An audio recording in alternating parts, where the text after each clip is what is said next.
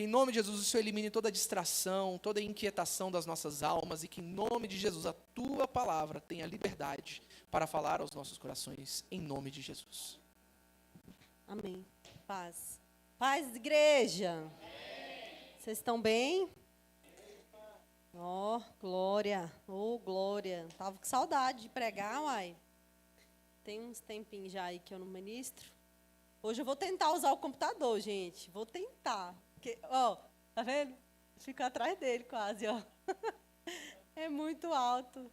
Ou então a gente podia pegar... Não, tá bom. Pensei em pegar a mesa, mas deixa. Vou tentar aqui. É bom que eu enxergo bem, né? Vamos lá, pessoal. Glória a Deus por esse tempo, por esse culto, por esses dias. A gente está muito feliz com o Senhor, feliz que o Pedro Lucas chegou. Glória a Deus. O Pedro Lucas chegou, a família cresceu mais um pouco, né? E o pastor Ico está aqui, de licença paternidade, mas está aqui, você viu? Como é que pode? Ai, ai. O Levi tirou 2 meses, brincadeira. O Levi, a gente pensou assim, ele mudou de igreja e não avisou. Brincadeira, Levi. Foi. A gente ficava fazendo piada com ele na época, né? Mas como passar rápido, né? Você vê ali, já está com 2, daqui a pouco o Pedro Lucas também está com 2 anos e assim vai. Amém, meus irmãos? Glória a Deus por esse tempo. Vamos dar início aqui, né, a mensagem que o Senhor trouxe ao nosso coração nesse tempo. E se você estiver anotando, você pode escrever aí. O tema é o convite, tá? O convite. Eu tenho meditado nessa palavra já tem um tempo, né? Tem bastante tempo, já tem alguns meses que eu tenho meditado nessa palavra, eu tenho ruminado, eu tenho, sabe, digerido essa mensagem e orando, né, ao Senhor para entender qual parte dela nós deveríamos compartilhar com a igreja, né? É uma mensagem grande, mas dividir em etapas, e aí, conforme for possível, eu vou ministrando as partes, as etapas dessa ministração, né? E hoje vai ser a primeira parte dela, né? E fala sobre esse convite. Que convite é esse? Fala do convite do viver pela fé, do convite de viver pela palavra que o Senhor tem, né? Primeiramente. E aí a gente vai falar de algumas pessoas que viveram isso, né? E 2, principalmente, a gente vai pontuar a vida de Ló e a vida de Noé, que foram 2 homens que receberam um convite. Os 2 receberam um convite, uma ordem, uma palavra. Só que cada um reagiu de forma diferente a essa direção e a esse convite, né? E eu vim orando e pensando sobre isso, tentando avaliar o cenário, sabe? O contexto que tanto Ló quanto Noé foi antes de Ló, né, estava vivendo naquele tempo, né? Eu não sei se você já ouviu a história, a gente vai ler aqui, a gente vai falar um pouco mais sobre a história, vamos relembrar. Mas, ai, obrigada, viu? Oh, glória, o som melhorou, aleluia. Você vai ver que essas 2 famílias, tanto Ló quanto Noé, eles estavam vivendo um tempo de juízo de Deus. Um tempo em que as coisas estavam muito difíceis na terra. Um tempo em que não havia homens justos, não haviam pessoas justas. E o Senhor achou Noé justo. Um Noé justo. E Ló foi achado por causa da intercessão do tio dele, por causa do pedido e da oração e do clamor do tio dele, Abraão. Porque ele nem estava tão alinhado assim, não. Foi a misericórdia da intercessão que achou Ló, né? E vamos abrir nossa Bíblia em Efésios 2, que vai trazer um pouquinho desse contexto daquele tempo, mas também que se aplica muito ao que a gente tem vivido hoje. Vocês concordam que nós estamos vivendo um tempo de juízo? Nós estamos vivendo um tempo do fim? Vamos falar logo a palavra mais direta ao ponto. Estamos vivendo um tempo de juízo, um tempo de fim, né? E se a gente acha que não, se a gente acha que ainda tem muita coisa para acontecer, enganado nós estamos. Por quê? Está tudo desenhado. Essa semana a gente estava... Miquel estava assistindo lá em casa um documentário, né? Sobre questões políticas, né? E aí eu falei para ele, tá vendo aí? Tá tudo desenhadinho. Tá tudo desenhadinho, né? Na história. Tá tudo se desenhando, tudo se desenrolando para o que vai acontecer em breve. E nós, que somos cristãos, acreditamos que em breve vai acontecer um novo tempo de juízo. Que a gente está se aproximando de um novo tempo de juízo. Como que a gente sabe disso? Porque o nível de iniquidade aumenta muito. Quando o nível de iniquidade, de maldade, de pecado aumenta de forma sobremaneira, ao ponto da gente nem estranhar mais, e nem chorar mais com as dores, e com as angústias, e com situações que são de deixar a gente perplexo, significa que, às vezes, até a gente que é cristão também já está normalizando situações que a gente deveria chorar e clamar, né?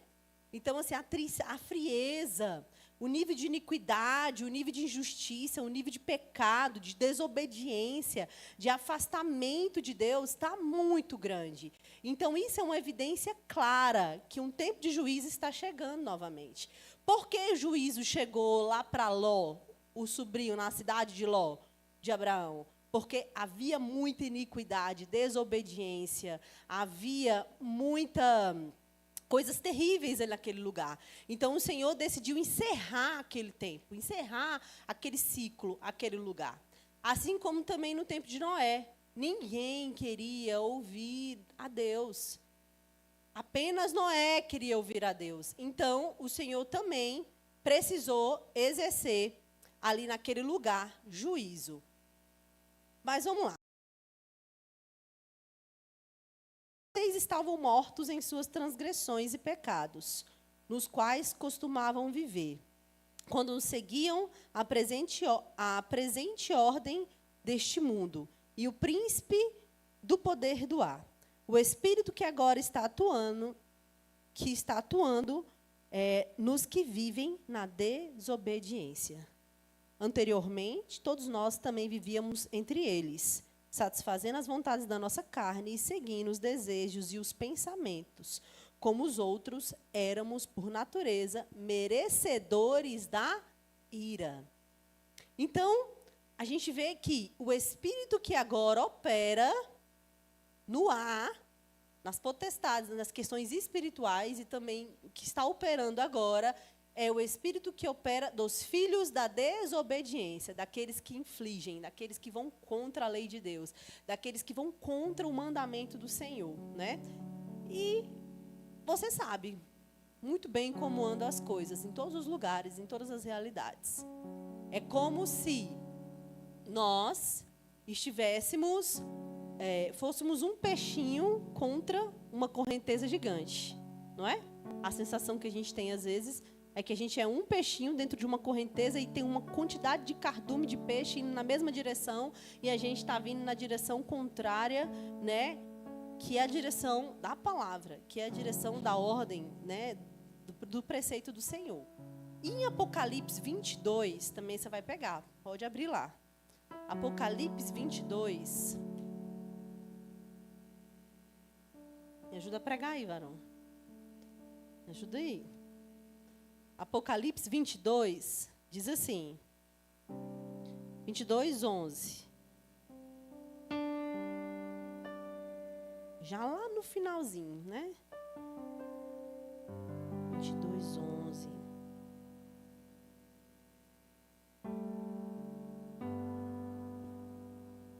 Pode ser no 10, tá? Então, me disse: não cele as palavras da profecia deste livro, pois o tempo está próximo. Continue o injusto a praticar injustiça. Continue o imundo na imundícia. Continue o justo a praticar justiça. E continue o santo a santificar-se. Algumas versões está assim: quem é justo, seja injusto ainda. E quem é sujo, seja sujo ou suje-se mais. E quem está justo, seja justificado ainda. E quem é santo, seja santificado. E eis que cedo venho. E o meu galardão está comigo, para dar a cada um segundo a sua obra. É isso que fala em Apocalipse 11 e 12. Então aqui está mostrando nitidamente que quem é sujo vai sujar mais nesse tempo. Quem é justo precisa buscar mais justificação, mais santificação. Quem é santo precisa buscar. Mas qual está sendo o desafio, Marília, nesse tempo? Está sendo não ser contaminado pelo espírito dessa era. O desafio está sendo não ser contaminado pelo espírito dos filhos da desobediência. Não é? Qual é o desafio do agora? O desafio do agora é a gente realmente se santificar mais. O desafio do agora é a gente realmente se justificar, sabe? Ser mais justo. Ser mais santo. Queimar mais, sabe? De amor por Jesus. Sabe? O desafio de agora é ter mais presença na nossa vida. Gente, nunca foi tão desafiador. Nunca foi tão desafiador. Sabe? Em toda a minha vida cristã, eu nunca vi tanta frieza espiritual. Eu nunca vi tanta frieza espiritual nos meus 30 anos de evangelho. Como nós temos visto. Sabe? Isso me gera um temor muito grande no meu coração. Porque eu falo, Senhor, eu não posso correr a minha jornada até aqui. Eu não posso fazer essa corrida até aqui. E agora, eu diminui o ritmo da santificação. E agora, diminui o ritmo da presença. E agora, eu diminuo o ritmo da busca e da dependência e da fé. E eu começo a me esquecer do convite. E eu começo a me esquecer do porquê que eu corri até agora. Do porquê que eu caminhei até aqui. Sabe, amados, eu estou falando também para pessoas que já caminharam uma jornada. E você vai ver que isso vai se aplicar não só à jornada cristã, mas na sua casa, na sua família, nas suas lutas, nos seus desafios, né?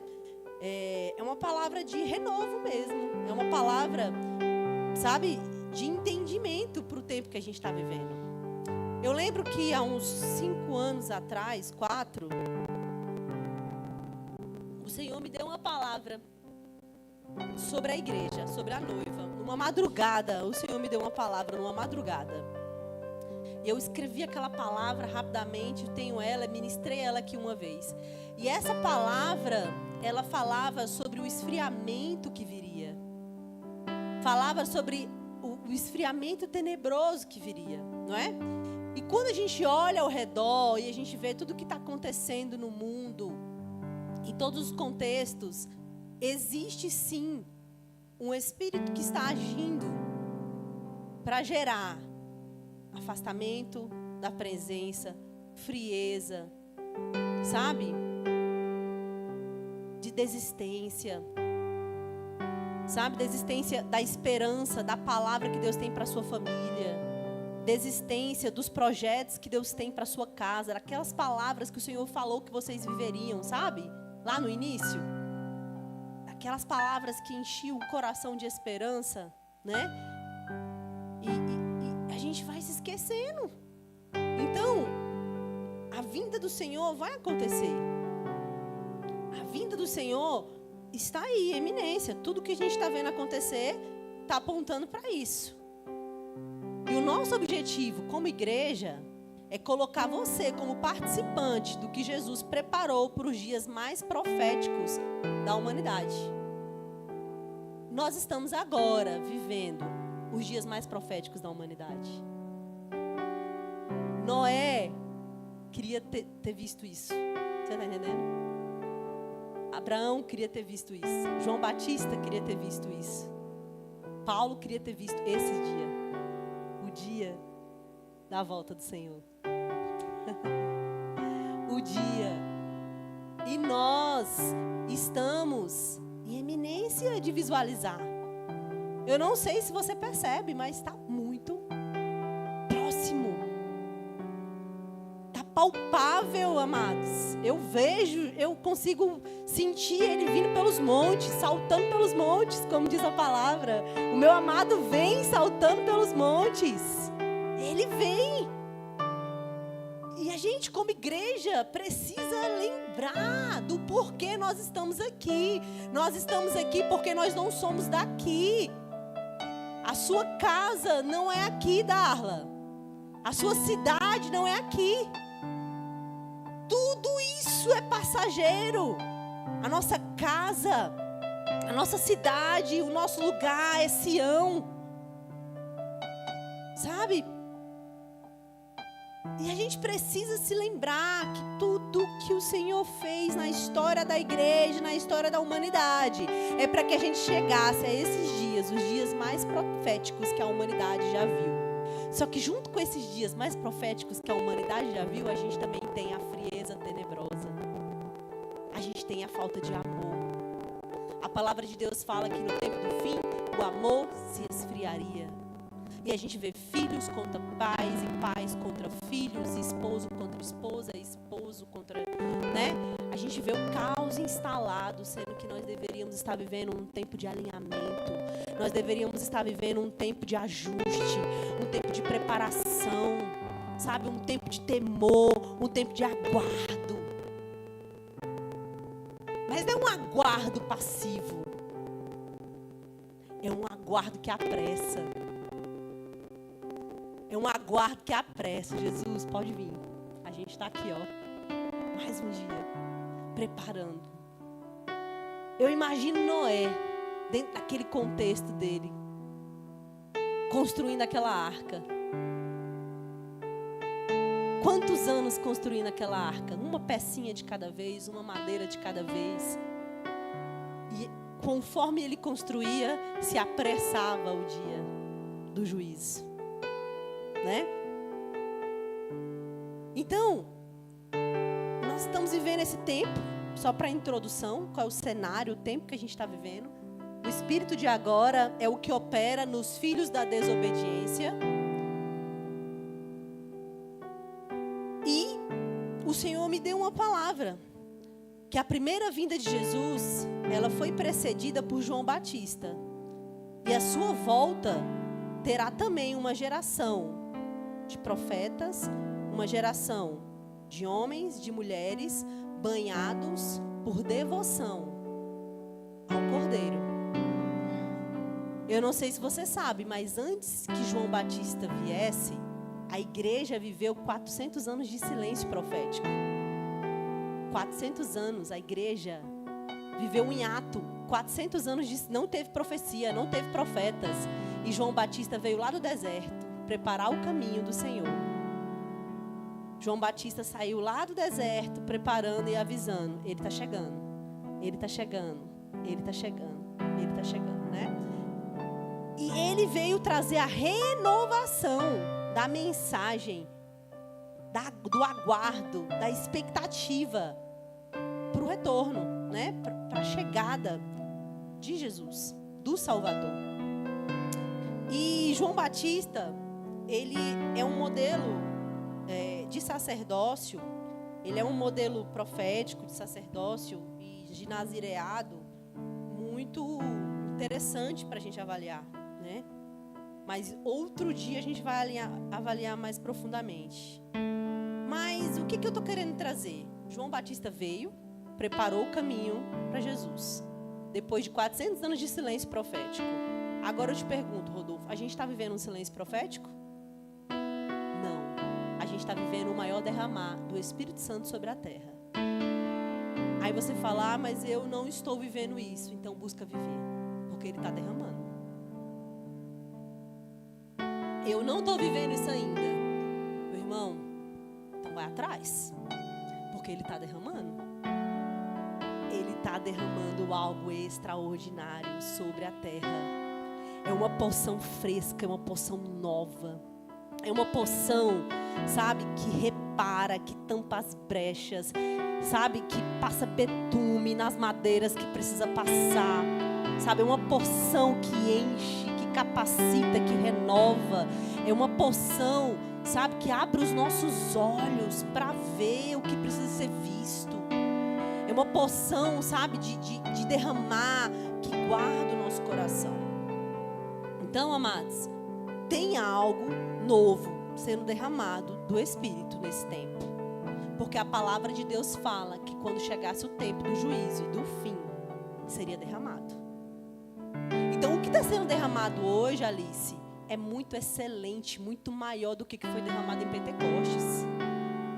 É muito mais poderoso ainda. Só que a gente tem que decidir se a gente vai tocar ou não nisso. A gente tem que decidir se a gente vai querer alcançar isso ou não.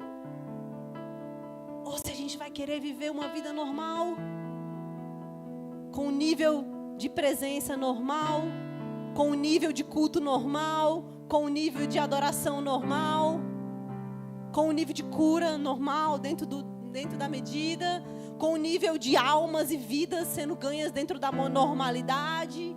A gente tem que decidir. Ou se a gente vai viver o derramar preparado, o derramar que foi anunciado, que foi prometido para esse tempo. Então o Senhor prometeu que nos últimos dias haveria um derramar. Então, quanto mais perto do fim, mais os últimos dias, mais também estaremos próximos de viver a plenitude desse derramar. Só que um derramar coletivo, ele vem de busca pessoal, ele vem de expectativa pessoal, ele vem do secreto, ele vem de dentro para fora, sabe? E a missão mais árdua não é derramar o Espírito Santo. Para Deus é assim. A missão mais árdua não é o derramar do Espírito Santo, não é o Pentecostes. A missão é preparar os odres que irão suportar esse derramar. O que é um odre? O odre era uma bolsa de couro que se colocava vinho. Uma bolsa de couro que se colocava vinho dentro. Se essa bolsa estivesse velha, o couro estivesse velho, quando colocasse o vinho novo dentro, ia arrebentar a bolsa. Por quê? O vinho, ele fermenta, ele se movimenta, ele produz gás, né? Ele se movimenta, ele produz um dínamos, né? Um poder dentro ali, né? Então, se esse odre, se essa bolsa de couro tiver velha, tiver dura, rígida, inflexível, quando esse vinho novo derrama, arrebenta. E talvez você esteja, Senhor, eu quero viver algo novo. Eu quero viver, o Senhor falou, o Senhor disse, o Senhor falou, e o Senhor quer muito derramar.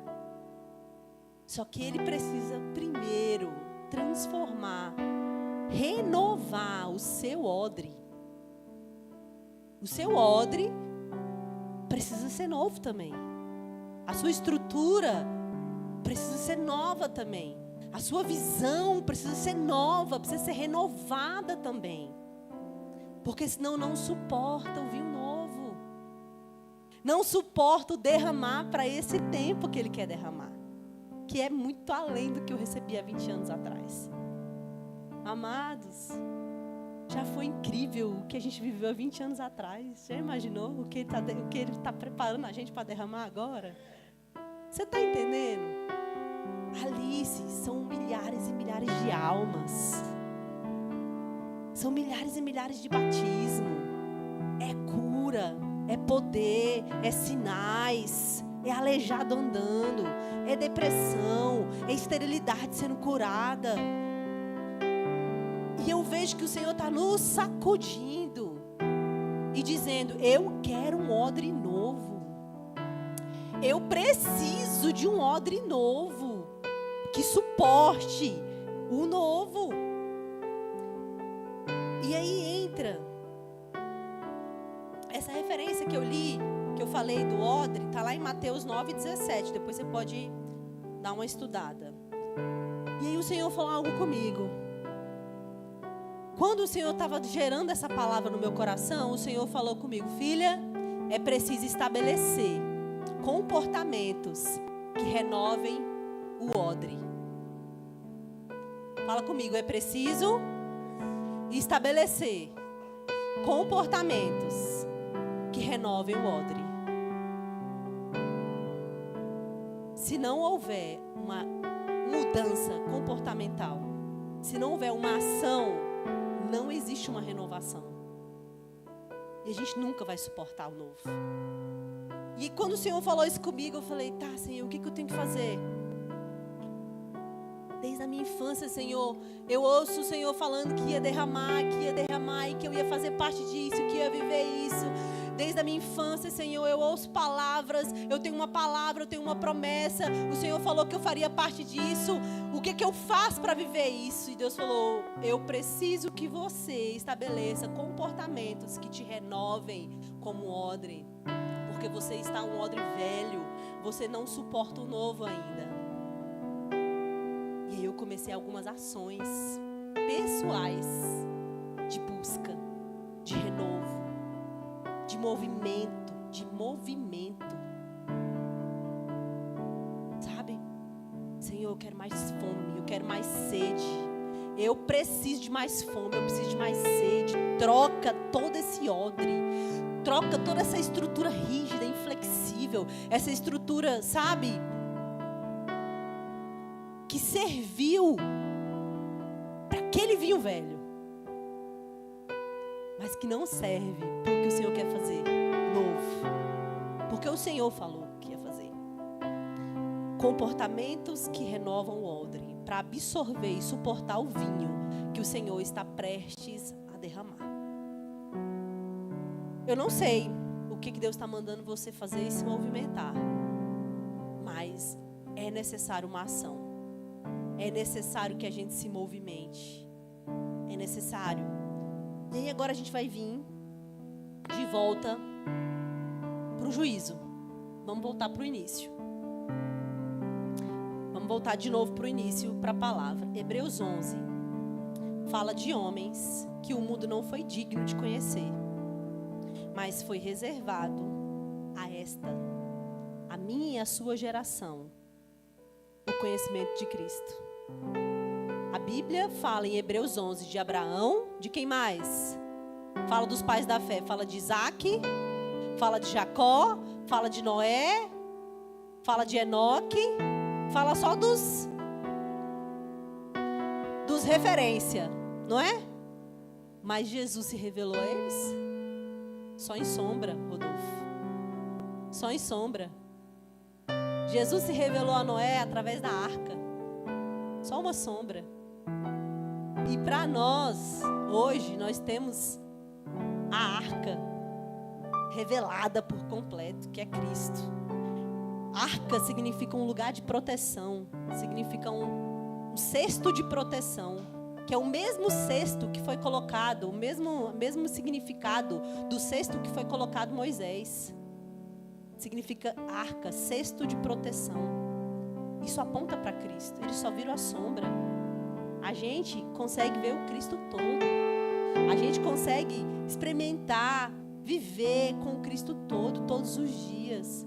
E a gente se esquece. E a gente espera das pessoas. Mas é sobre Cristo. É sobre a suficiência de Cristo. Então, esse convite é o sacerdócio, aqueles que vão provar a vinda do Senhor, que é o nosso caso. Nós já estamos provando os dias da vinda do Senhor. Ele fala sobre pessoas que estejam dispostos a viver segundo a vontade de Deus. Noé transformou e estabeleceu uma nova realidade a partir da sua fé e obediência. Naquele tempo de Noé, Havia algum homem como Noé, mas ele recebeu um convite. O convite foi: faça uma arca para mim, assim, assim, assim, assim, assim, e todas as especificações. Quem era Noé? Noé, ele era um agricultor. Ele não era um engenheiro, Luan. Ele não entendia nada de construção. Nunca ninguém tinha feito nada parecido com uma arca. Nada. Nunca ninguém tinha, naquela geração, tinha visto chuva. Porque não chovia naquele tempo climático. Que doideira. Para que você está fazendo a arca? Porque a terra vai encher de água. Que água? De onde? Como assim? De onde vai vir essa água? Você ficou doido? Você ficou maluco? Deus falou. Deus falou. Deus falou. Ele estabeleceu uma nova realidade com base no convite de fé, no convite da palavra, da promessa, da obediência que ele precisava responder. Entende? Então, lá em Mateus 24, pode pegar lá em Mateus 24? Mateus 24, pode colocar aqui no quadro. Vai falar sobre o fim. Mateus 24 é o versículo que fala sobre o juízo, não é? E cita quem? Noé. Cita Noé. Mateus 24, você vai pegar o versículo... É o versículo que fala especificamente sobre os dias de Noé. Do cenário de apostasia.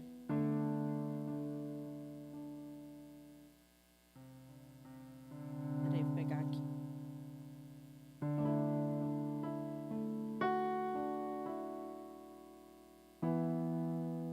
Esqueci de anotar o versículozinho bem aqui.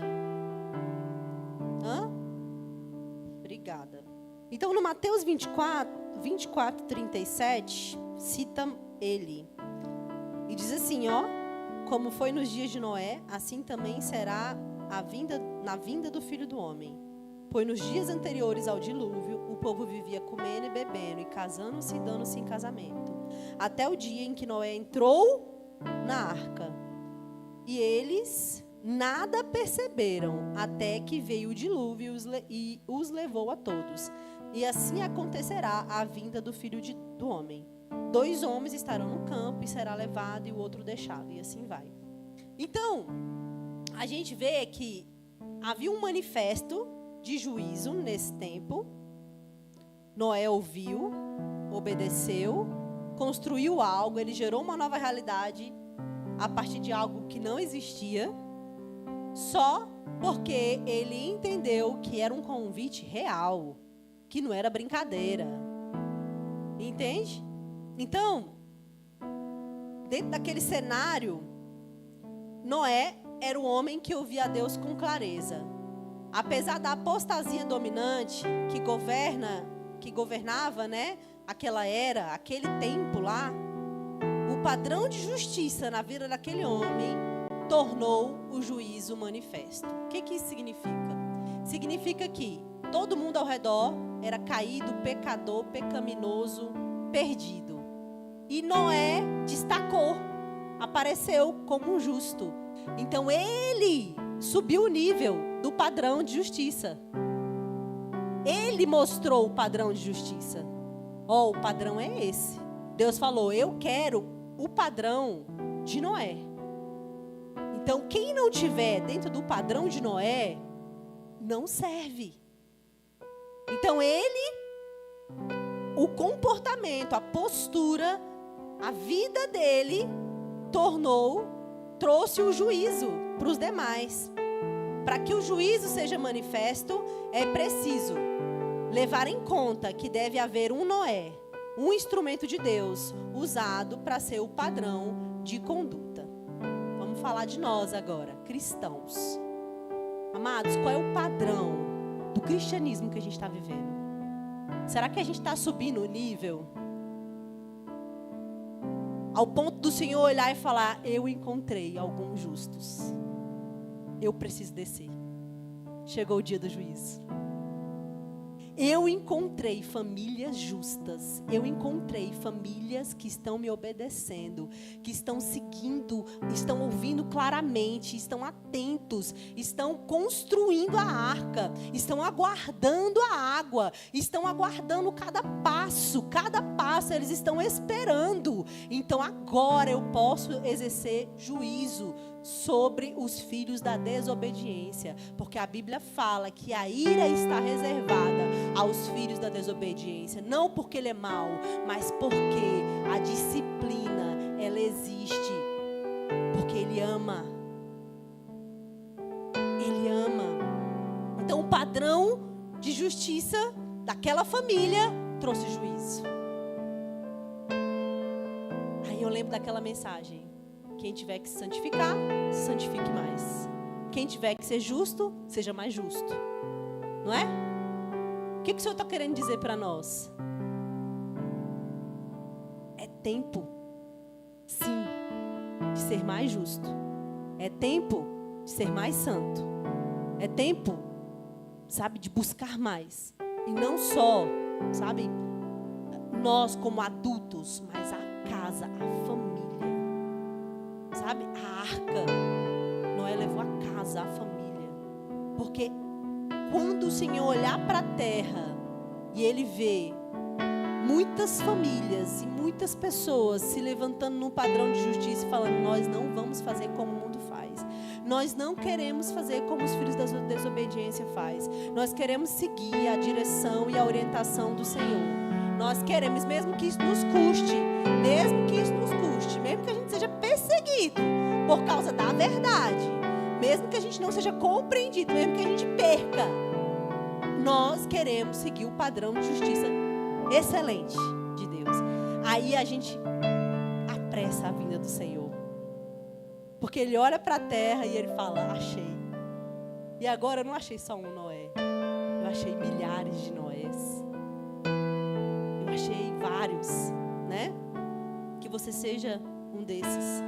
Amém? Então o padrão de Noé condenou o mundo, porque gerou uma métrica.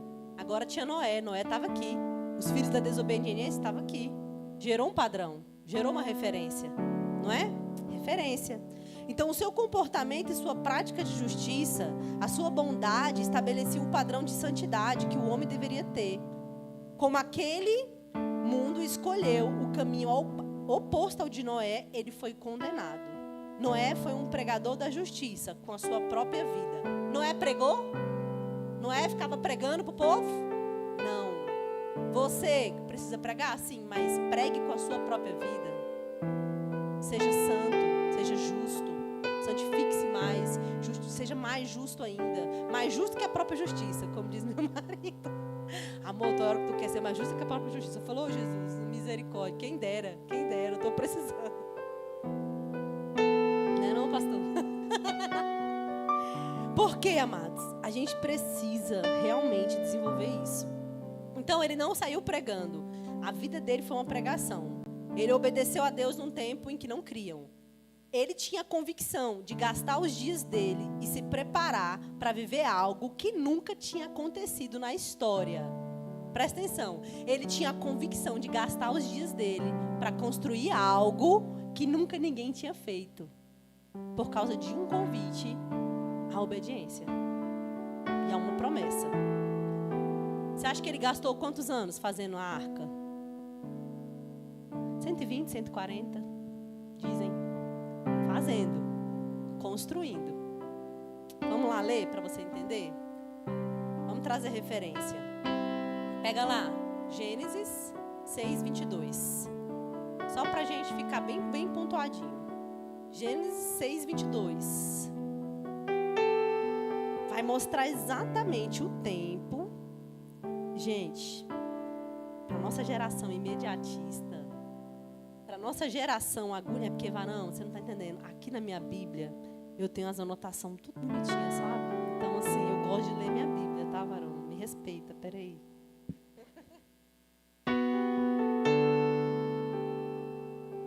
Eu anoto um monte de coisa aqui, eu acho ajuda. Olha lá. 6. Eu quero que você pegue a partir do 14. 6:14. Só pra você... Porque assim, às vezes você não ia na escola dominical, né? Ou não ia na aula do pastoreamento infantil, né? Ou não sei, talvez você não era da igreja também. Então é importante a gente voltar aqui nessa parte, né? Como é que foi esse negócio, esse mistério, né? Presta atenção. No 14 diz assim: você, porém, fará uma arca de madeira, de cipreste, e divida em compartimentos e revista de pinche, por dentro e por fora. Tá, grave isso aí, pinche. Façam com 135 metros de comprimento e 22 metros e meio de largura e 13 metros e meio de altura. No 16. Faça-lhe um teto com um vão de 45 centímetros entre o teto e o corpo da arca. E coloque uma porta lateral na arca e faça um andar superior, um médio e um inferior. E eis que vou trazer águas sobre a terra, o dilúvio. Pensou? Noé ouvindo um trem desse, gente? Águas. Que isso? Águas sobre a terra. Que é isso? Chuva? Que é isso? Para destruir debaixo do céu toda criatura que tem fôlego de vida, e tudo que há na terra perecerá. Mas com você estabelecerei a minha aliança, e você entrará na arca com seus filhos e sua mulher, e os seus, sua mulher e as mulheres de seus filhos. Faça entrar na arca um casal de cada ser vivo, macho e fêmea, para conservá-los vivos com você. De cada espécie de ave, de cada espécie de animal grande e cada espécie de animal pequeno que se move rente ao chão, virá um casal a você para que sejam conservados vivos. E armazene todo tipo de alimento para que você os mantenha, para que eles tenham mantimento. E Noé fez tudo exatamente como Deus tinha lhe ordenado. Percebe aqui a obediência? Foi feito o convite para ele, a ordem do Senhor para ele fazer a arca. E ele diz que ele fez tudo como Deus havia ordenado. E no 7 diz assim, agora chegou a parte boa, para a gente ver o tempo que esse homem ficou fazendo isso. Para saber aqui se você dava conta ou não. Para saber se você dá conta de esperar ou não o que Deus está construindo na sua vida. Né? Então o Senhor disse a Noé, no 7, tá? Entre na arca, você e toda a sua família, porque você é o único justo que encontrei nessa geração. Leve com você 7 casais de cada espécie de animal puro, macho e fêmea, e um casal de cada espécie de animal impuro, macho e fêmea. E leve também os casais de aves e de cada espécie, macho e fêmea, a fim de preservá-los em toda a terra. Daqui 7 dias farei chover. Beleza, fez a arca, ele entrou com os animais. E ele esperou quantos dias para chover? 7 dias. Adriana, pensa comigo. Noé lá dentro da arca com aquele monte de animal, olhando para aquela secura ao redor, e 7 dias esperando a tal da chuva. Rapaz, que água é essa que vai vir? Que eu tô aqui, será que eu tô ficando doido?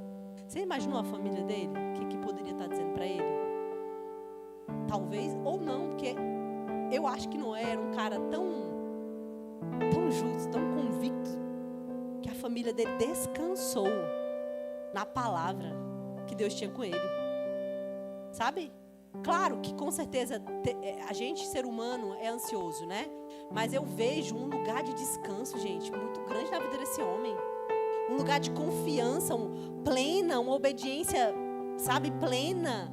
Uma paz, não tem agonia, não tem imediatismo. Ele aguardou 7 dias chover, aí começou a chover. Lentamente a água foi subindo. Foi subindo, foi subindo, foi subindo. Calma. Aí você pensa, o pior já passou, né, gente? 7 dias aguardando a chuva, já passou o pior. Sendo que ele ficou uns 120 anos construindo, né, gente? Vamos contar isso aí, né? 120 anos, 140, por aí, construindo um negócio que nunca ninguém tinha feito, né? Tá. E aí diz assim, que subiu, como o Senhor tinha ordenado. Vamos avançar aqui. Vai lá agora, no versículo 16, do 7. E os animais que entraram foram um macho e uma fêmea de cada ser vivo, conforme ordenara a Noé. Então o Senhor fechou a porta. Agora a porta fechou. Agora não tem para onde correr, né? E aí choveu 40 dias. 40 dias durou o dilúvio. E as águas aumentaram e elevaram a arca acima da terra. E as águas prevaleceram, aumentando muito sobre a terra, e a arca flutuava na superfície das águas.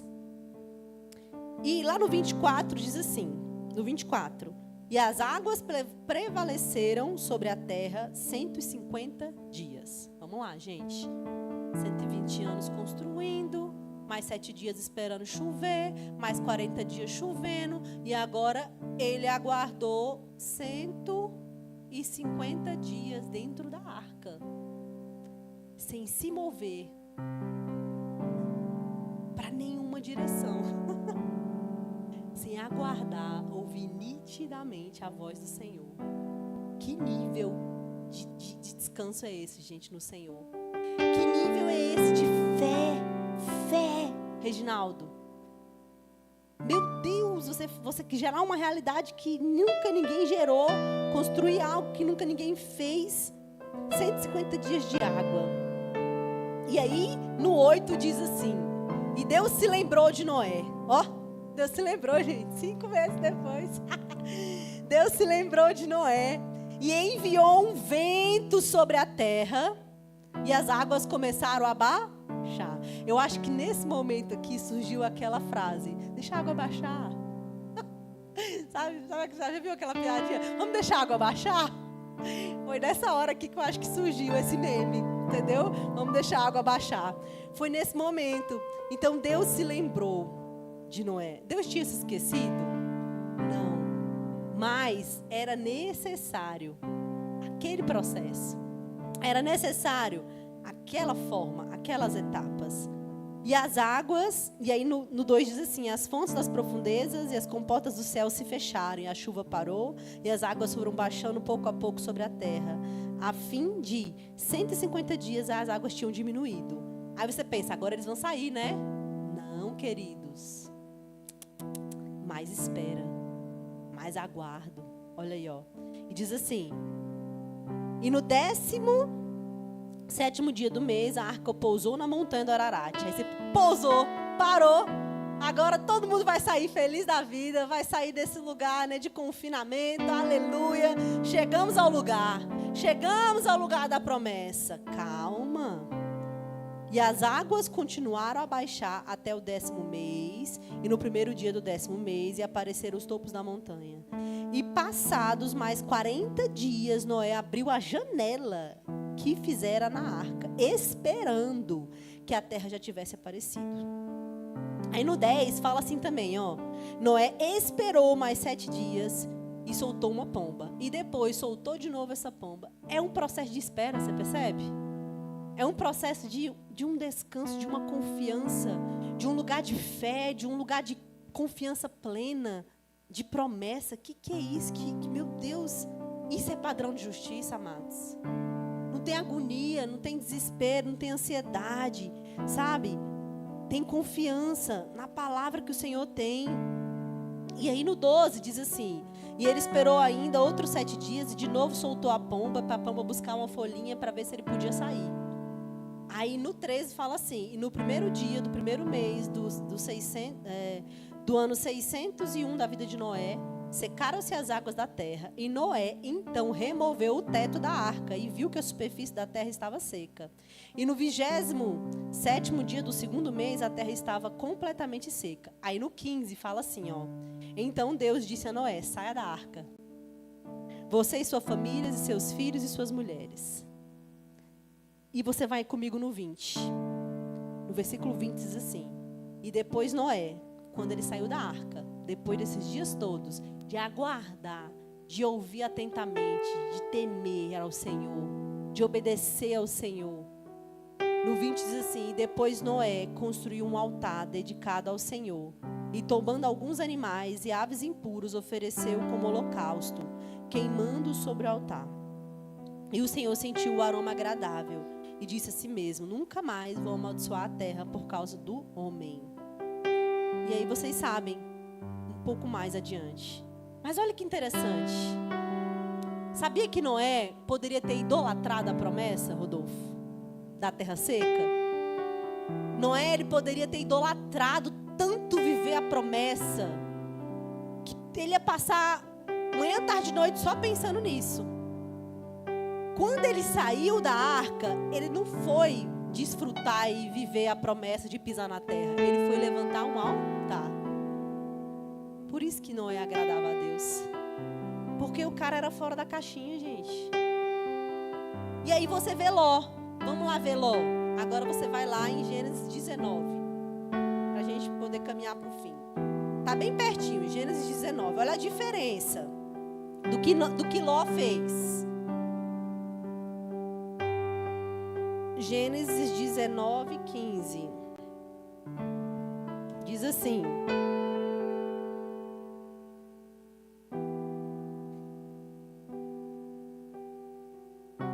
deixa eu pegar aqui certinho o ponto.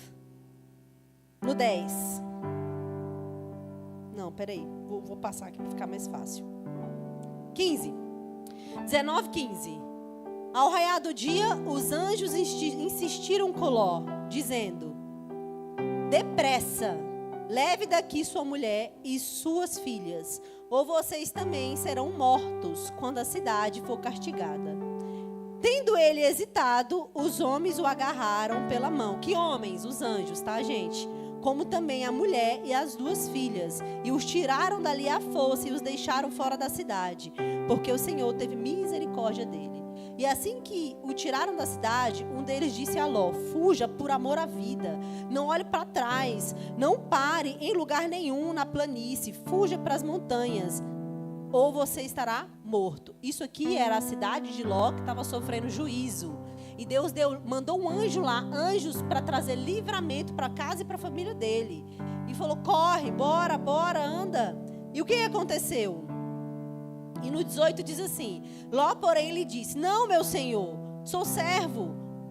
Seu servo foi favorecido por sua benevolência, pois o Senhor foi bondoso comigo, poupando-me da vida. Não posso fugir para as montanhas, senão esta calamidade cairá sobre mim e morrerei. Aqui, perto, há uma cidade pequena. Então, está tão próxima que dá para correr até lá. Deixe-me ir para lá. Mesmo sendo tão pequena, lá estarei salvo. Está bem, respondeu ele, o anjo, tá, gente? Também lhe atenderei esse pedido. Não destruirei a cidade do qual você fala. Fuja depressa, porque nada poderei fazer enquanto você não chegar lá. Por isso a cidade foi chamada Zoar. E quando Ló chegou a Zoar, o sol já havia nascido sobre a terra. Então o Senhor, o próprio Deus, fez chover do céu fogo e enxofre sobre Sodoma e Gomorra. E a Bíblia fala que no 25, e assim ele destruiu aquelas cidades e toda a planície, com todos os habitantes das cidades e a vegetação. Mas a mulher de Ló olhou para trás e se transformou numa coluna de sal. E na manhã seguinte, Abraão se levantou e voltou ao lugar que tinha estado diante do Senhor. Por quê? Porque foi Abraão que intercedeu, pedindo para o anjo salvar Ló. Mas Ló não seguiu a direção. Ló não tinha um sacerdócio que ouvia o convite da obediência, que ouvia o convite, sabe, da dependência de Deus, da espera, do aguardo. Ele falou: vá para tal cidade nas montanhas. Ele: não, eu quero ficar aqui nessa cidade pequenininha. E ele falou: tá bom, fica aí então, teimosinho, mas eu te falo uma coisa, não vou destruir essa cidade, mas fique esperto. E ele perdeu a sua mulher. Olha que interessante. Vamos fazer o comparativo. Noé recebeu visita de anjo, gente? O anjo foi visitar Noé? Não, uma palavra do Senhor foi suficiente para a obediência. Um convite à fé e à obediência foi suficiente para aquele homem passar essa vida inteira construindo tudo aquilo, protegendo, seguindo as orientações, passando betume, aguardando, sabe, aguardando, permanecendo em Deus, permanecendo em Jesus, sabe? E Ló não. Ló agoniado, apressado. Perdeu quem? A sua casa, a sua família. Então, os dois tiveram um cenário de juízo de Deus e receberam direções para salvar o quê? Suas famílias. O anjo visitou Ló, mas ele foi infiel à ordem que recebeu, alternando o destino dado pelo anjo. Quando mudamos a direção que o Senhor está nos entregando, nossa casa olha para trás. Não ser fiel com a palavra recebida faz com que os que estão conosco fiquem num lugar de insegurança. Ló expôs a casa dele, Noé não expôs, por mais que tenha sido extremamente desafiador. Noé edificou um lugar de proteção. Ele construiu um lugar de proteção. Ló não. Ele expôs o coração, a família, a esposa, a casa. Isso fala de sacerdócio. Isso é muito forte, amados. Então, assim, isso me dá muito temor. Muito temor. Muito temor mesmo. Noé, por ser fiel, edificou, guardou, conduziu toda a sua família a entrar na arca. E eles subiram na arca, mesmo 7 dias antes de chover. Se o evangelho que nos propomos a viver não tocar primeiro a nossa casa, certamente fomos vencidos pelo espírito dessa era. Estou finalizando. Se o evangelho que a gente está se propondo a viver não alcança a nossa casa, certamente nós estamos enganados, seduzidos, sabe, pelo espírito dessa era, que é o espírito da desobediência, que foi o caso de Ló. A visitação de Deus nas famílias nem sempre resolve o problema. Como assim, pastora Ju? O anjo foi lá e visitou Ló. Resolveu o problema? Por que não resolveu, Sileide? Porque ele não quis seguir a direção. Ele não quis ouvir a direção. Ele não trouxe aquela casa, aquele lugar, para um lugar de segurança e proteção e fé e descanso. E expôs. Então, Ló teve um anjo em sua casa, enquanto Noé apenas ouviu. Mas a resposta à visitação é validada pelo comportamento. Toda a casa de Noé creu que ele havia ouvido a Deus, porque seu comportamento era de alguém que estava edificando salvação para a sua casa. Você está edificando salvação para a sua casa? Para você? Você está realmente obedecendo e construindo essa arca? Você está realmente verificando se tem alguma brecha nessa arca? Você está verificando se foi passado o betume? O betume é a proteção para não apodrecer essa madeira, para ela resistir, para tampar as brechas. Sabe? Você está verificando, sabe, a construção, a segurança, sabe, dessa edificação? E a nossa conclusão, em Lucas 18:8, a palavra de Deus nos fala: haverá fé na terra quando o Filho do Homem vier? Haverá uma fé como a de Noé? Como a minha e como a sua? Na terra? Sim, em nome de Jesus, haverá. Haverá aqueles que resistem ao curso natural da apostasia, do engano, das distrações, fluindo em obediência e na expectativa de experimentar algo que ainda não foi vivido. Quantos aqui querem experimentar algo que você ainda não viveu? Noé também. Noé também queria viver algo que ele ainda não tinha vivido, tipo chuva. Chuva. Ele nunca tinha vivido chuva. Mas ele estava na expectativa. Ele estava tanto na expectativa que ele construiu uma arca. E não foi qualquer arca. Ele fez conforme o Senhor orientou. Ele não queimou etapa. Ele não pulou etapa. Então, tudo que o Senhor tem colocado diante de você, para edificação, para construção da sua arca, para que você viva as promessas do Senhor, faça. Se mova. está chegando o dia do juízo. O Senhor podia ter vindo e ter feito uma arca assim, mas precisava ter o mover, precisava ter a ação. Vamos ficar de pé nesse momento? É uma palavra muito simples, amados, muito simples mesmo, mas é uma palavra de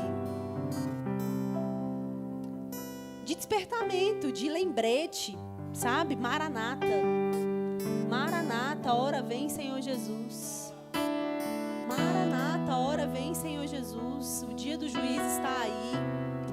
E nós precisamos decidir se nós vamos ser como Ló ou como Noé. Nós precisamos tomar uma decisão.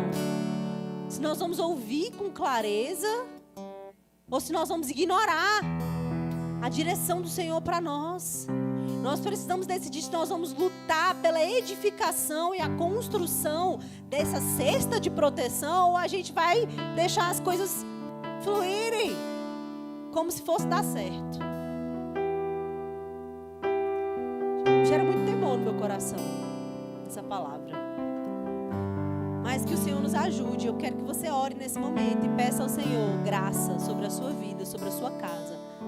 Você, homem e sacerdote, que carrega essa responsabilidade sacerdotal de ouvir a Deus e direcionar a sua casa, principalmente. Você, mulher, que carrega a direção e o encargo de aguardar, de esperar e ouvir ao Senhor também. E confiar no Senhor também. Espírito Santo, nós nessa noite nos submetemos a Ti, Senhor. Deus, nós não temos uma palavra robusta aqui, Senhor. Nós temos o simples, Senhor, nessa noite, Senhor. Nós temos o básico, aquilo que o Senhor quer nos relembrar nessa noite, Senhor. Tem misericórdia de nós, Pai, porque as distrações desse mundo são muitas. Deus, os ataques desse mundo são muitos, Deus. As distrações, as ocupações. Deus, é o espírito dessa era, o espírito da desobediência. Tenta de todas as formas nos enganar e nos envolver. Deus, mas tem misericórdia de nós. Será que você pode orar e pedir ao Senhor misericórdia? Será que você pode pedir para o Senhor misericórdia? Em nome de Jesus, coloca a mão nos seus ouvidos nesse momento. Coloca a mão nos seus ouvidos. A Bíblia fala que Noé e Ló ouviu o convite. Ouviu a palavra de direção. Eu quero que nesse momento você coloque a mão nos seus ouvidos e eu vou orar. E tudo que estiver impedindo a sua audição, tudo que estiver impedindo você de ouvir com clareza, vai sair agora, em nome de Jesus. Senhor, nesse momento, tudo que impede os meus irmãos e as minhas irmãs de ouvirem com clareza a sua voz, é repreendido agora. Tudo que impede, tudo que atrapalha o entendimento, tudo que traz distrações, que traz, Deus, afastamento da Tua presença, Deus, que traz desânimo, que traz, Senhor, dificuldade de discernir, eu repreendo em nome de Jesus, Deus. Abre os ouvidos de todos nós, Senhor, para ouvirmos, para nos lembrarmos das Suas palavras, das Suas promessas, Senhor. Abre os nossos ouvidos, Senhor, para nos lembrarmos, Senhor, que o grande dia está chegando, o dia do Senhor está chegando, e nós veremos o Rei, e nós veremos o Senhor. Que nós estejamos sensíveis, que os nossos olhos, Senhor, estejam sensíveis a Te ver, que os nossos ouvidos estejam sensíveis. Coloca a mão na sua mente agora, na sua mente. Em nome de Jesus, toda apostasia, todo engano dessa era, toda mente cauterizada, toda mente permeada pelos enganos, pelas luxúrias desse mundo, pelas coisas desse mundo, Deus, pelo padrão desse mundo, sai agora em nome de Jesus. Que venha sobre os meus irmãos, Deus, a mente de Cristo. Que venha sobre eles o descanso das promessas do Senhor. Que venha sobre eles, Deus, a mente de um justo, a mente justificada, santificada. Em nome de Jesus, guarda os meus irmãos, Senhor, das friezas desse mundo, Senhor. Guarda os meus irmãos, Senhor Jesus,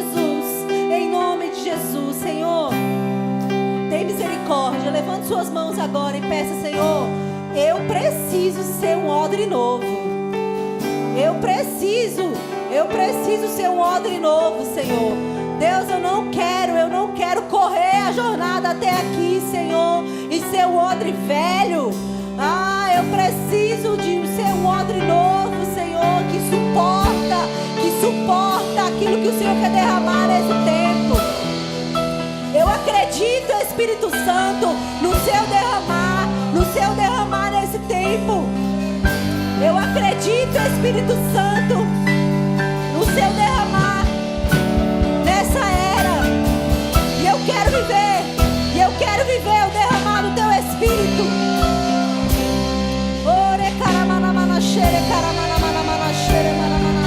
Em nome de Jesus. Toda frieza sai das nossas vidas. Em nome de Jesus, a apostasia sai das nossas vidas. E que se abra o céu, vem, o teu reino vem.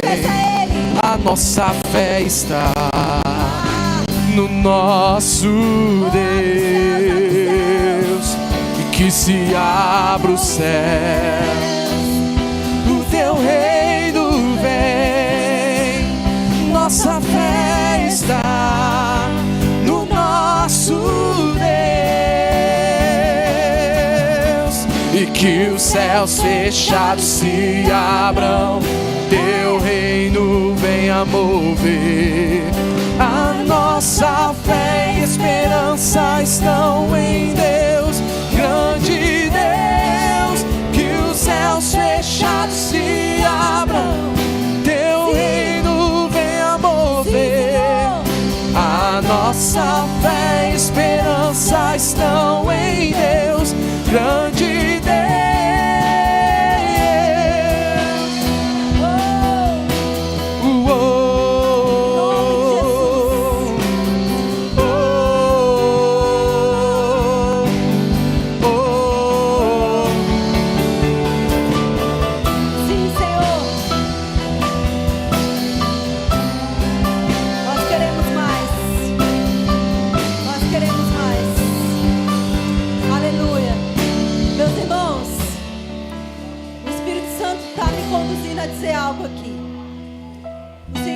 Marcar um novo tempo nas nossas vidas, na nossa comunidade, na nossa igreja. O Senhor, Ele quer mover, Ele quer nos movimentar para o novo. E você precisa decidir ver os céus abertos. Você precisa decidir ver a chuva descer sobre você. Você precisa decidir viver o novo de Deus. Ele está derramando. Amém? Diga comigo: Senhor, eu quero ver a tua chuva, o teu derramar, as suas promessas se cumprirem e serem derramadas sobre mim, sobre nós, nesse novo tempo, em nome de Jesus. Eu renuncio à frieza, eu renuncio às distrações, eu renuncio à falta de fé, eu renuncio o medo, eu renuncio o autogoverno e eu entrego a minha vida a Ti. Amém? Alguém que fez essa oração também deseja se reconciliar com Cristo hoje, deseja receber a Cristo hoje, sabe, retornar a sua caminhada com Cristo hoje?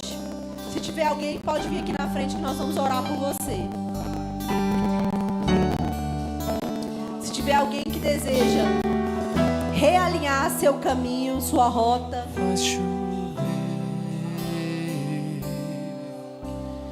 abre as comportas do céu chover, Senhor, e faz chover. Faz chover.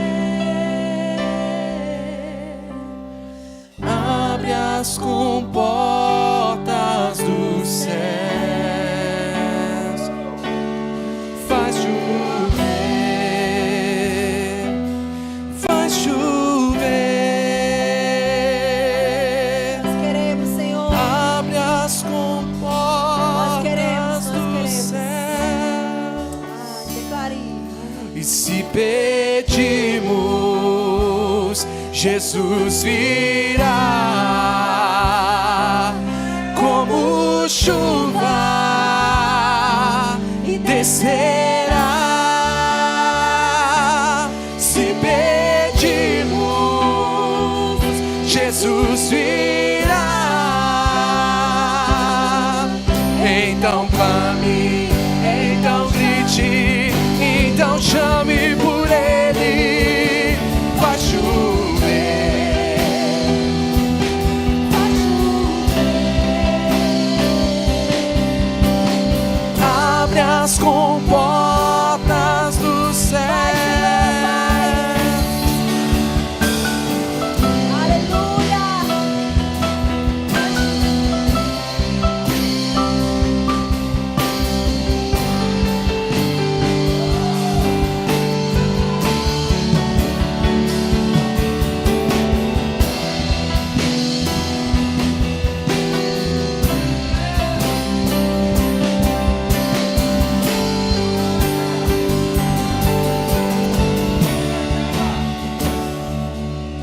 Muitas vezes nós olhamos para homens da envergadura de Noé, olhamos para homens da envergadura de Daniel, homens da envergadura de Paulo, e olhamos para nós, para as nossas debilidades, para as nossas limitações, mas ouvindo tudo que o Senhor falou, tudo que a Ju trouxe aqui, eu me lembrei de uma coisa, muito simples inclusive, mas eu penso que ela é determinante. A cada dia que passa, irmãos, eu tenho entendido mais e mais que grandes homens de Deus, grandes mulheres de Deus, que hoje para nós são referência, eles começaram a jornada deles muitas vezes duvidando de si mesmos. Abraão, o próprio Noé, Moisés e tantos outros. Mas o que eu observo no comportamento desses homens e mulheres de Deus não era um pensamento de grandeza, não era um pensamento de que um dia muitos iriam ouvir falar deles, muitos ouviriam sobre as suas grandes realizações, muitos ouviriam das suas grandes feitos. Não, eles apenas decidiram permanecer fiéis e seguir o convite do Senhor. Então, eu quero fechar esse momento trazendo essa reflexão para o seu coração. Tudo que o Senhor Ele está a nos encorajar a viver, a responder nesse dia, não é olhar para o fim e olharmos para Noé da agora, olhando para trás e vendo a envergadura de quem ele foi, ou Abraão, ou Moisés, ou Paulo, ou Daniel, ou qualquer um outro, ou Elias, mas é olharmos para o nosso hoje e para o momento em que eles foram chamados pelo Senhor a viver pela fé, e eles decidiram tão somente permanecer. Então talvez a palavra que eu e você temos saído do nosso coração aqui, uma delas, né, é que eu quero trazer aqui como um acréscimo, isso é, olha, permaneça, continue, persevere, continue crendo. Você acha que Noé, em todo esse processo, sofreu inúmeros ataques de incertezas, de dúvidas? Ele era homem como nós, mas ele decidiu acreditar. Então não fique olhando para aquilo que pode ser daqui a 10, 20 anos. Olhe para agora e decida continuar, permanecer, perseverar no chamado que o Senhor tem para nós. Haverão dias bons, haverão dias maus, haverão muitas situações e circunstâncias no meio do caminho, mas a Bíblia diz que sem fé é impossível agradarmos a Deus, porque é ela que vai nos fazer permanecer fiel em toda circunstância. Amém? Glória a Deus. Então que de fato, querido, essa realidade ela seja assim estruturada na sua alma. Permaneça. Talvez você está no meio do dilúvio, talvez você está esperando o barco ser construído, você nem começou a construir. Talvez você já construiu o barco, está esperando a chuva. Eu não sei em que fase, se você entendeu, foram fases. Eu não sei em que fase você está vivendo, mas uma coisa eu sei: para qualquer uma dessas fases, o que você vai precisar é permanecer crendo. Permanecer crendo. Amém? Vamos orar então em nome de Jesus. Senhor, nós queremos mais uma vez entrar na Tua presença em oração, dizer que nós queremos permanecer crendo. Não importa, Senhor, o momento, a fase, a realidade, não importa as circunstâncias, não importa o tamanho do desafio, Senhor, nós queremos permanecer crendo. No dia bom, no dia mau, quando as águas não vem, ou quando os dilúvios já começou, Senhor, no meio do mar, ou já parados no momento de descer, Senhor, não importa, que o Senhor possa gerar em nós essa fé. A Tua palavra diz que é o Senhor quem nos acrescenta fé. Então nós queremos colocar diante do Senhor nossas vidas, dizendo: acrescenta-nos a fé, acrescenta-nos, Senhor, essa fé, para que continuemos a perseverar e perseverar e perseverar e nunca desistir, no nome de Jesus. Aleluia, amém. Você pode aplaudir Jesus. Glórias a Deus. Teremos integração hoje? Não, amém. Vamos orar então para o Senhor poder nos levar de volta para casa. Pai, em nome de Jesus, eu oro pelos meus irmãos aqui que vieram estarmos juntos aqui, todos nós, nesse domingo, último domingo do mês de maio. Senhor, obrigado por este domingo, obrigado pela vida de cada um que veio aqui cultuar junto ao Senhor, adorar junto ao Senhor. Eu sei que o Senhor está levando-os de volta, abençoados com palavra, com alimento, com fortaleza. Senhor, leva-nos debaixo da Tua proteção de volta para nossas casas, livra todos aqui do acidente, de todo tipo de, Senhor, de ação do inimigo, que todo mundo chegue em casa tranquilo, debaixo de bênção, Senhor amado, aquele que vai para mais longe, aquele que vai para mais perto, e que a semana seja uma semana de fé, de crescimento, uma semana de bênção, no nome de Jesus. Você crê nessa palavra? Diga amém. Então Deus abençoe, querido, vá em paz, abraça aí pelo menos uns 20 irmãos, e nós nos vemos aí nas mesas, e no próximo domingo, se Deus assim permitir, em nome de Jesus.